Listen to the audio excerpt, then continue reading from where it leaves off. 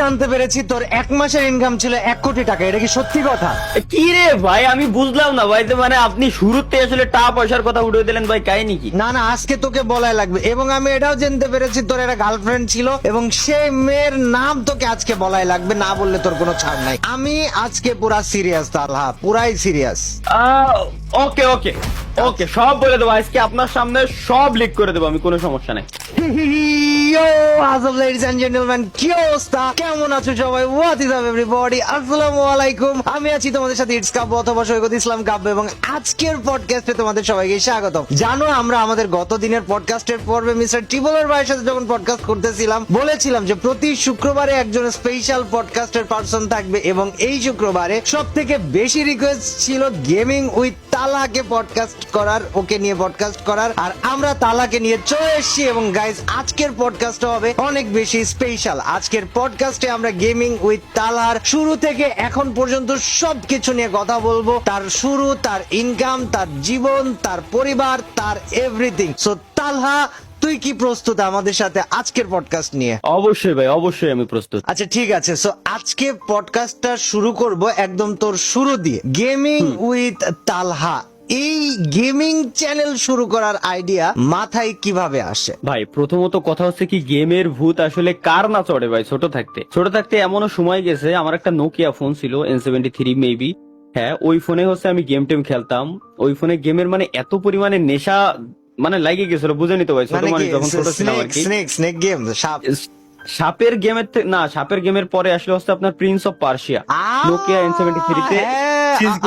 আমি খেলছি এটা, প্রিন্স অফ পার্সিয়া। একটু স্ক্রিনে দেখা যায় তো। হ্যাঁ। ইয়েস, খেলছি এটা বেটা। হ্যাঁ ভাই, তখন থেকেই হচ্ছে আসলে গেমের প্রতি একটা নেশা, গেমের প্রতি একটা ভালোবাসা তখন থেকেই আর কি। ঠিক আছে, দেন হচ্ছে পরবর্তীতে শুরু করতে করতে করতে করতে ভুলে ভাইলে আসলে টেকনোলজির দিকে চলে গেছিলাম। টেক নিয়ে ইউটিউবে কন্টিনিউ করছিলাম প্রায় 4-5 বছরের মতো। সাবস্ক্রাইবারও 33,000 ছিল 2016 সালে। ওই চ্যানেলের নাম কি ছিল? না, ওই চ্যানেলের নাম এখন আর বলা যাবে না। ওই চ্যানেল টোটালি বাদ দিয়ে দিছি। ওইটা নাই বলি ভাই, ওটা না বলা সব থেকে ভালো। আচ্ছা, কারণ ওইটা একটা স্মৃতি হিসেবেই থাক আর কি আমার ভিতরে শুধুমাত্র। ওইখানে কি চেহারা ছিল নাকি ভয়েস ছিল?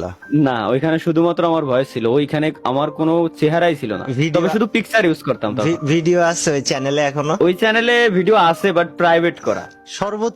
সর্বোচ্চ ভিউ পাওয়া ভিডিওর কত ভিউ আছে? সর্বোচ্চ ভিউজ ছিল মেবি 1,27,000 ভিউজ পাওয়া একটা ভিডিও এখনো পর্যন্ত আছে। আচ্ছা, তো ওইটা হচ্ছে কত সাল? 2016 সাল টেক চ্যানেল। 16 সালে টেক চ্যানেল। তারপর 16 সালে মানে মেইন কথা আমার যেটা প্রশ্ন, গেমিং। না আমার যেটা প্রশ্ন যে ইউটিউবে আসার চিন্তা কিভাবে হইলো? গেম তো ছোটবেলা থেকে খেলতে তোর ভালো লাগতো বুঝতাম, বাট ইউটিউবে আসতে হবে, ইউটিউবে ভিডিও বানাইতে হবে, ইউটিউব ইজ সামথিং, এই জিনিসটা তোর ভিতরে আসলো কিভাবে?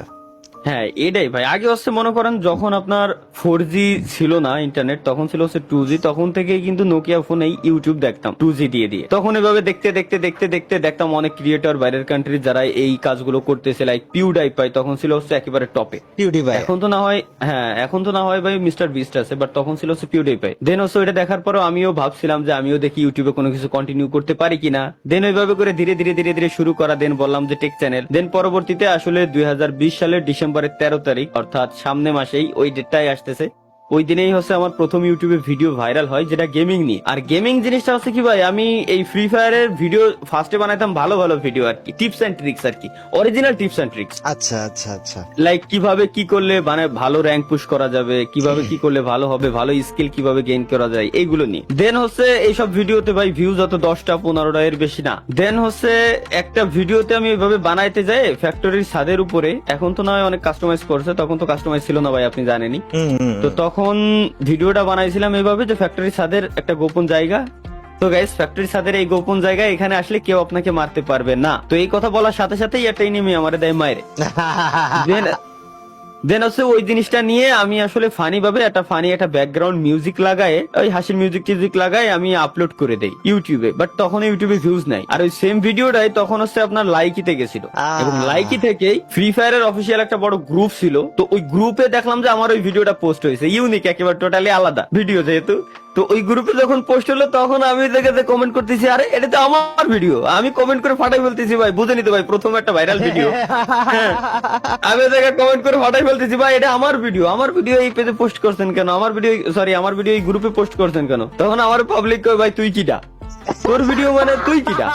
হ্যাঁ, আমি তো বলবো, কি রে ভাই, ভিডিও আমার ভিডিও নিয়ে এসে আমার কই তুই কিরা। দেন মানে কপালটা এতই ভালো, ওই মাসেরই ডিসেম্বরের 31 তারিখ, আপনার ডিসেম্বরের 31 তারিখ আর জানুয়ারির 1 তারিখ, এই 24 ঘন্টার মাঝামাঝি আমার ভিডিওতে ভিউজ আসা শুরু হয়ে যায়।